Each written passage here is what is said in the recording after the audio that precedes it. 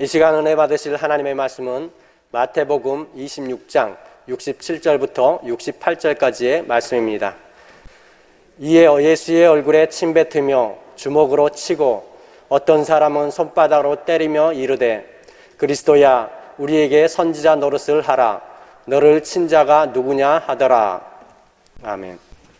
오늘 마태복음 26장 67절 68절 말씀 가지고 고난 당하신 그리스도, 이런 제목으로 함께 말씀을 나누기 원합니다. 여러분, 하나님은 온 우주와 만물을 지으신 분이신 줄 믿으십니까? 시간을 창조하시고 시간을 창조하신 분이시기 때문에 역사도 그분의 손 안에 있습니다. 그래서 역사의 주관자이신 우리 하나님이십니다. 하나님의 그 역사의 주관하심 안에는 하나님의 계획, 하나님의 섭리하심이 있기 때문에 하나님의 계획과 섭리하심에는 완전함이 있습니다. 완전함. 재밌는 얘기가 하나 있어요. 어떤 미국에 나쁜 사람이 하나 있었답니다. 나쁜 사람. 이 나쁜 사람이요, 나쁜 짓을 많이 했대요. 근데 미국은 나라가 넓으니까 미국 국내선만 해도 비행기들이 굉장히 많이 다니잖아요. 그렇죠? 비행기를 타고 어느 지방으로 가고 있었답니다. 근데 그 비행기가 터뷸런스를 만났대요. 난기류를 만났습니다. 그 비행기가 막 요동을 치는 거예요. 막 올라갔다 내려갔다. 보통의 난기류는 비행기가 추락하거나 이러진 않거든요.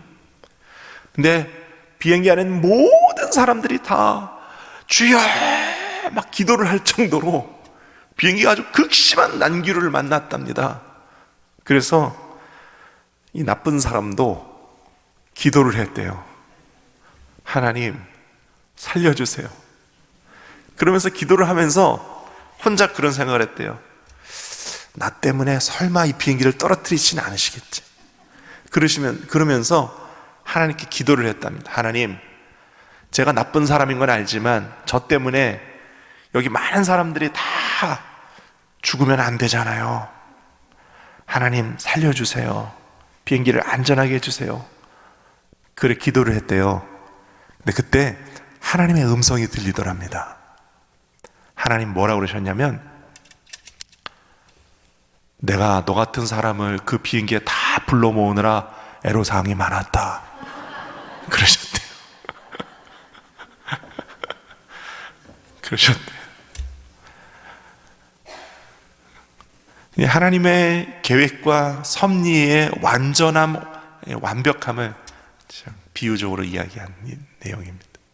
한번 따라할까요? 하나님의 역사의 주관은 완전하고 완벽합니다. 그렇습니다. 저는 요즘요, 최근에 저 개인적으로 일어나는 일들에 관해서 하나님께서 30년 전부터 계획하셨음을 제가 요즘 체험해요. 나중에 제가 또 간증을 하겠습니다만 30년 전부터 하나님의 계획하심이 있었어요. 그래서 역시 하나님의 역사의 주관은 완전하고 완벽하다. 또 어떤 일이 있었냐면요, 제가 신학교 1학년부터 3학년까지 3년 내내 매주 목요일만 되면 매주 목요일은 항상 빼놓지 않고 저 신학교 교우들과 목요 전도팀이라는 팀을 만들어서 늘 전도를, 노방 전도를 나갔었습니다. 근데 제가 잊을 수 없는 여러 사건들이 있는데 그중 한 사건이 이런 일이 있어요.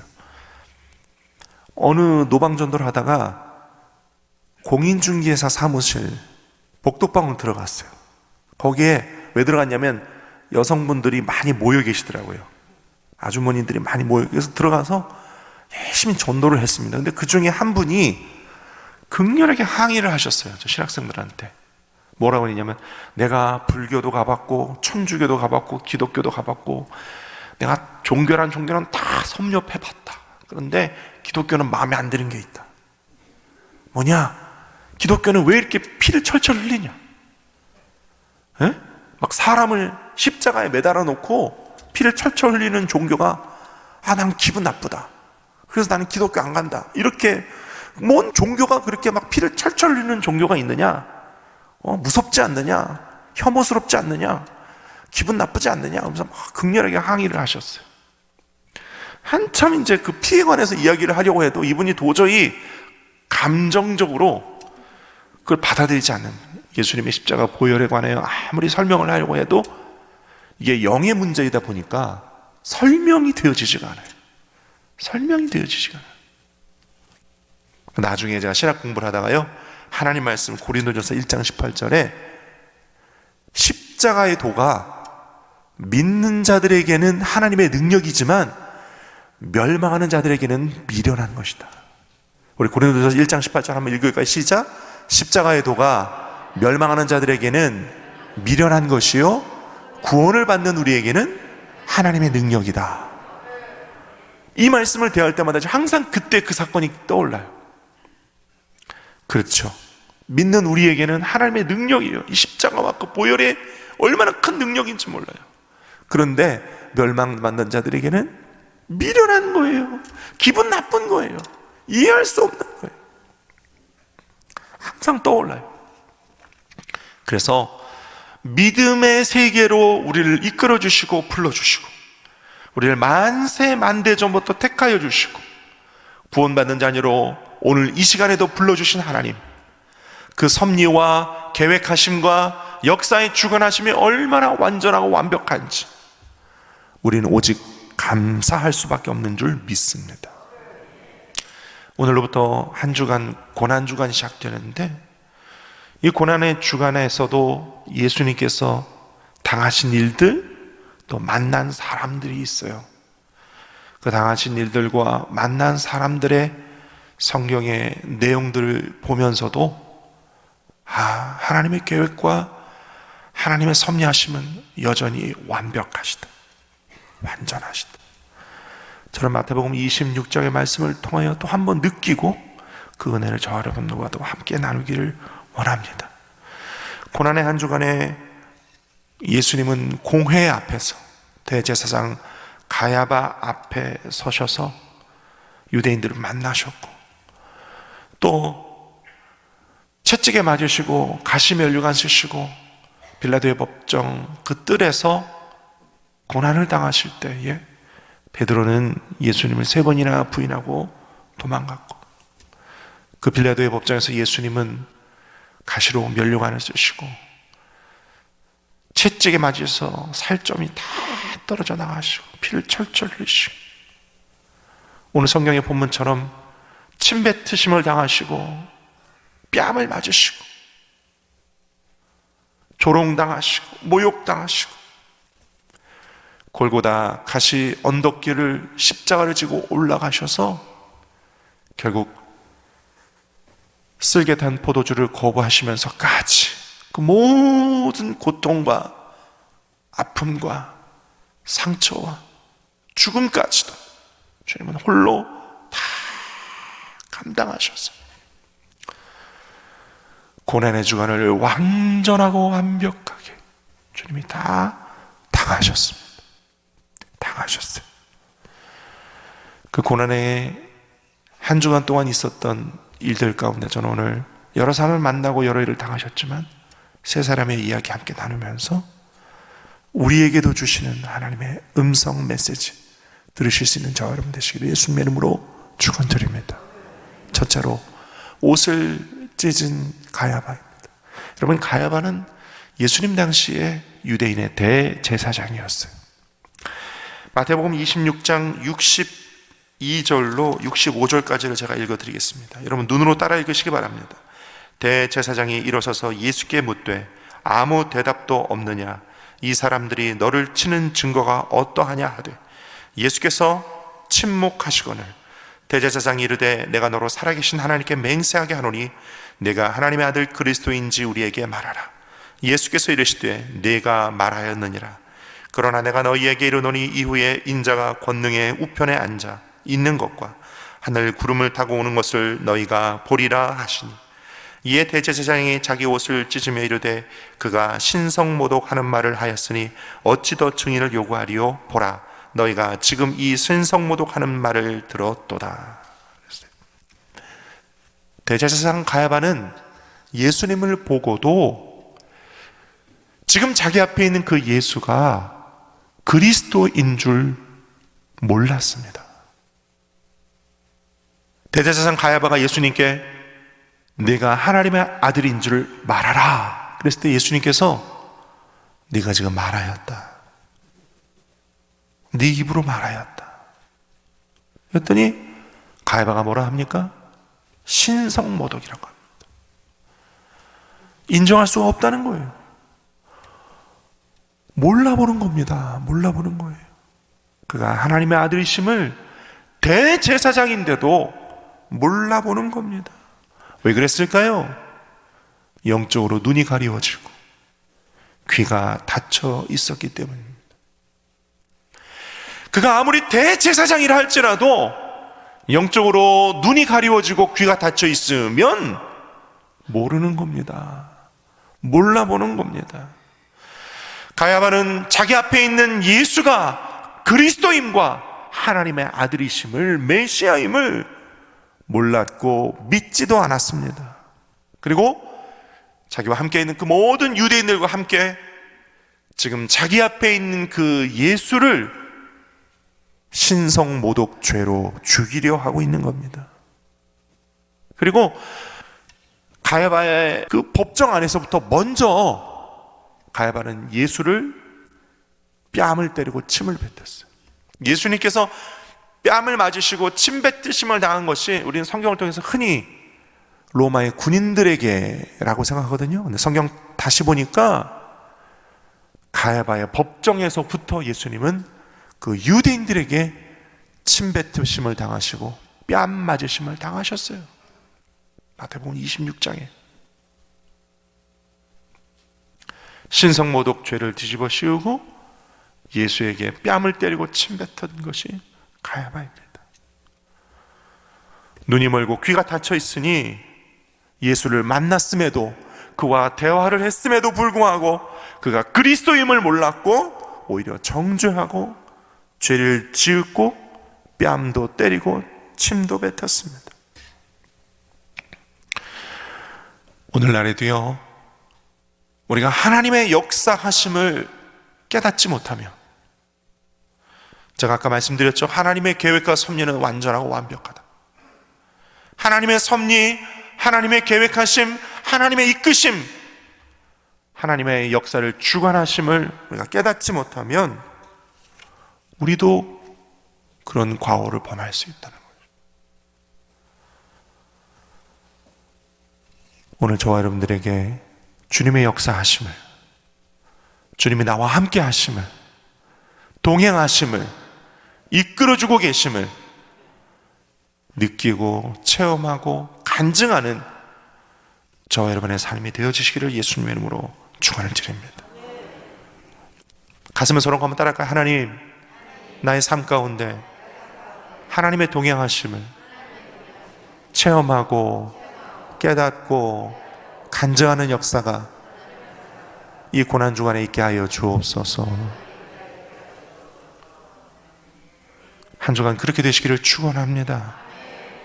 오늘로부터 한 주간 고난주간인데 시마다 때마다 나의 일상 가운데서도 나의 마음 가운데 나를 위해 고난당하시고 나를 위해 십자가 지시고 나를 위해 죽으신 예수님이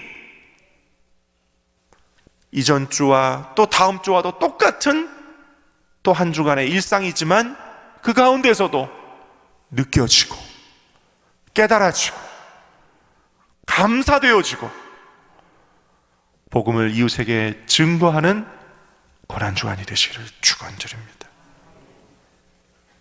지금도 날 위해 역사하시고 계신 주님, 이번 한 주간 나와 동행하셔서 이 고난주간이 진정 그 예수 그리스도의 고난에 동참하며 은혜되는 한 주간이 되게 하여 주옵소서.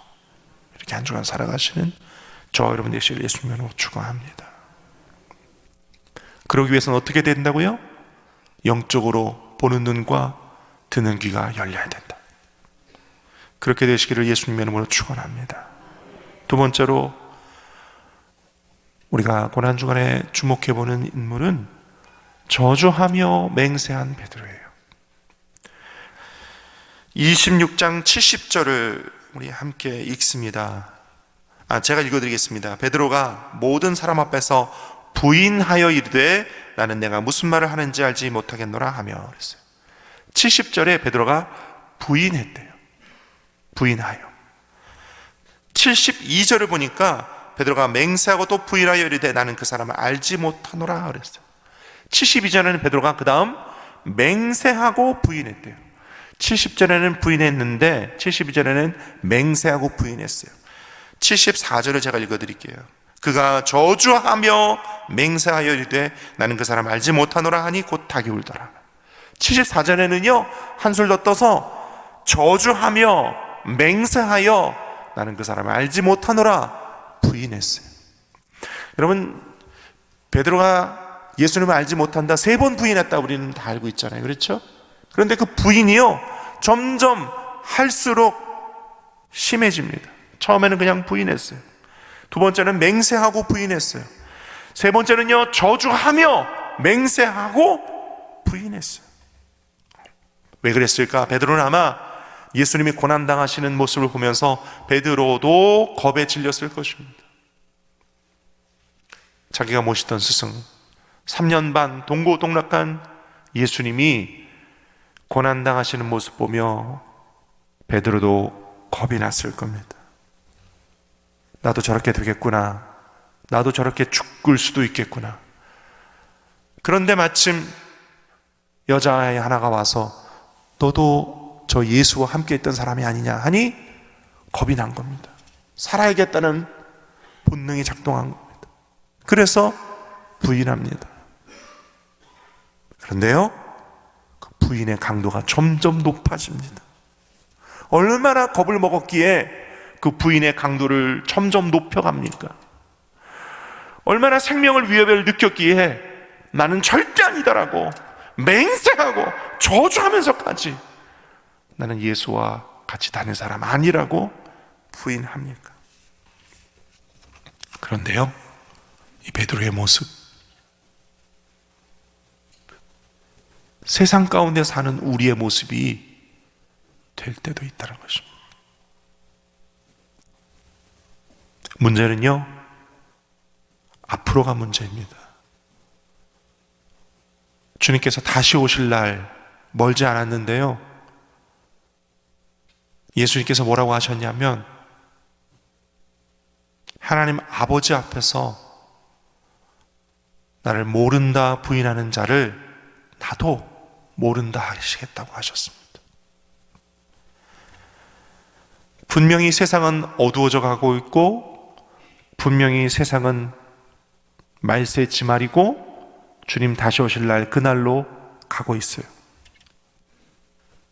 우리 믿는 자들은 점점 더 자신의 신앙과 믿음을 분명히 해야 될 때가 바로 이때가 아닌가 합니다. 세상과 심지어는 우리가 가장 기본적으로 누려야 할 의식주마저도 어쩌면 예수 그리스도의 그 이름 때문에 때로는 제약을 받거나 때로는 불이익을 당할 수도 있는 시대가 머지않아 올 것입니다. 그럴 때 우리는 어떻게 해야 할까? 여러분, 더욱 깊이 기도하고 믿음으로 준비해 나가는 저와 여러분 되시기를 예수님의 이름으로 축원합니다. 그런데요, 장재영 목사님이 오늘 아침 일부 예배에 왜 이렇게 무거운 얘기 하시나? 하지만 걱정하지 않아도 되는 것은 따라합시다. 예수님의 십자가는 나에게 능력이라. 베드로가요 마가의 다락방에서 성령 침례받고 난 뒤에, 옛날에는 성령 세례라고 했죠. 성령 침례받고 난 뒤에 베드로는 완전히 변화되었어요. 예수님을 겁에 질려, 공포에 질려 3번이나 부인했던 그 베드로, 그가 성령 세례, 성령 침례받고 난 뒤에 거꾸로 매달려 죽기까지 복음을 전하는 능력의 사도가 되었어요. 그래서 우리도 걱정하지 않아도 되는 것이, 특별히 우리 순복음교회가 너무도 감사한 것이, 성령 세례 받으면, 성령으로 충만하면, 성령의 능력으로 충만하면 나 자신도 세상도 이길 수 있습니다. 세상을 이길 수 있다는 말은요, 마귀의 역사도 이길 수 있다는 거죠. 우리는 이길 수 있어요. 끝까지 승리할 것입니다. 그리고 그 승리의 끝에는 영원한 새 하늘과 새 땅이 우리를 기다리고 있어요. 기억하시면서 승리를 이어나가신 저와 여러분 되시기를 예수님의 이름으로 축원을 드립니다. 세 번째로 우리가 또 주목하는 한 사람은 십자가를 진 구레네 시몬이에요. 한번 따라할까요? 구레네 사람 시몬. 27장 32절에 나가다가 시몬이란 구레네 사람을 만나매 그에게 예수의 십자가를 억지로 지워가게 하였더라. 예수님께서 고난 당하신 그 절정이 골고다의 십자가셨는데, 그 골고다 언덕길 올라가실 때 한 사건이 있었습니다. 예수님이 힘겹고 넘어지고 로마의 병정들에게 끌려가다시피 가니까 로마의 군인들이 그 군중 가운데 구레네 사람 시몬이라는 사람에게, 마태복음 27장 32절에 보니까 그 사람에게 억지로 십자가를 지워 가게 합니다. 억지로. 한번 따라할까요? 억지로.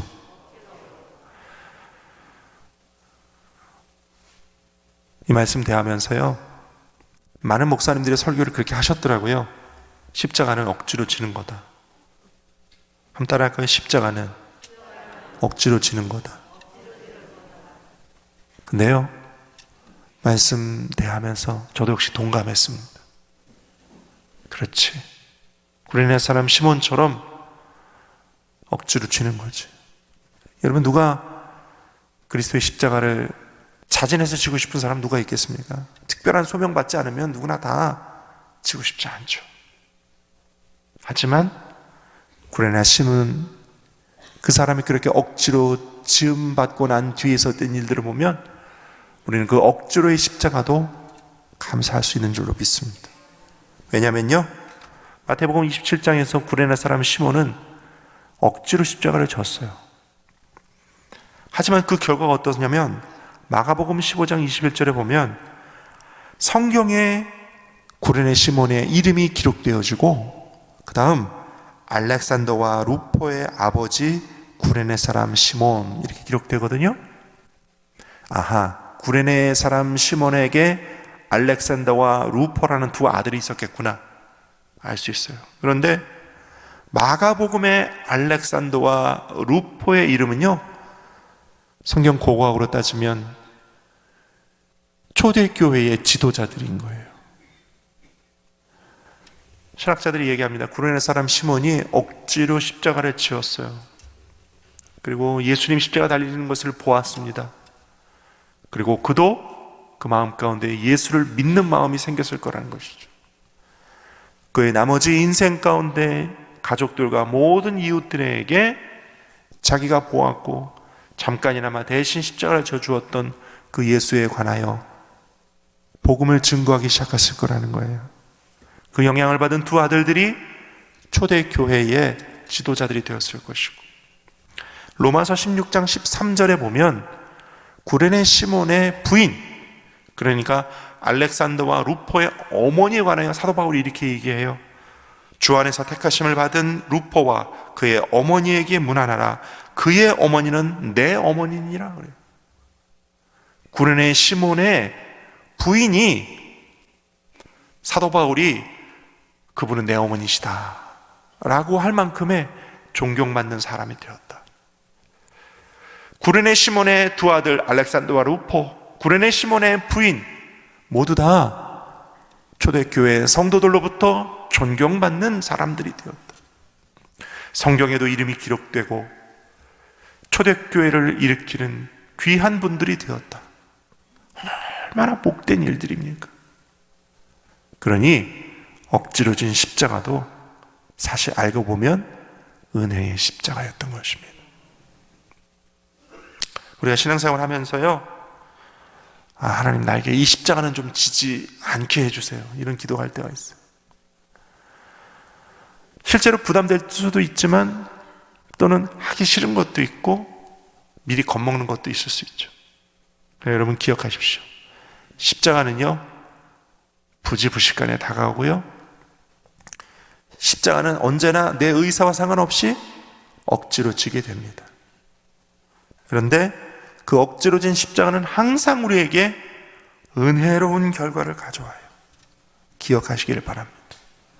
때로 나에게 구원을 가져다 주고 축복을 가져다 주고 영광스러운 가정과 후대를 얻게 해주시고 교회에 이름이 기록되어지는 은혜가 있게 하실 때도 있습니다. 여러분, 하나님의 이 역사와 하나님의 섭리와 또 그 안에서의 이 억지로 지는 십자가는 항상 우리에게 완전하고 완벽한 은혜입니다. 여러분 꼭 기억하시면서 이 고난주간 하나님의 은혜 가운데 머무는 저와 여러분 되시기를 축원합니다. 말씀 맺기 원합니다. 이사야 53장 4절로부터 6절까지 제가 읽어드리고 말씀 맺기를 원합니다. 그는 실로 우리의 질고를 지고 우리의 슬픔을 당하였거늘 우리는 생각하기를 그는 징벌을 받아 하나님께 맞으며 고난을 당한다 하였노라. 함께 읽지요. 그가 찔림은 우리의 허물 때문이요 그가 상함은 우리의 죄악 때문이라. 그가 징계를 받음으로 우리는 평화를 누리고 그가 채찍에 맞음으로 우리는 나음을 받았다. 우리는 다 양 같아서 그릇 행하여 각기 제 길로 갔거늘 야훼께서는 우리 모두의 죄악을 그에게 담당시키셨도다. 아멘. 선지자 이사야가 보았던 그 그리스도의 모습을 우리도 보면서 감사하면서 영광을 돌리면서 그 고난에 동참하는 경건함과 거룩함으로 이번 한 주간을 하나님 앞에서 보내는 저와 여러분 되시기를 예수님의 이름으로 축원드립니다.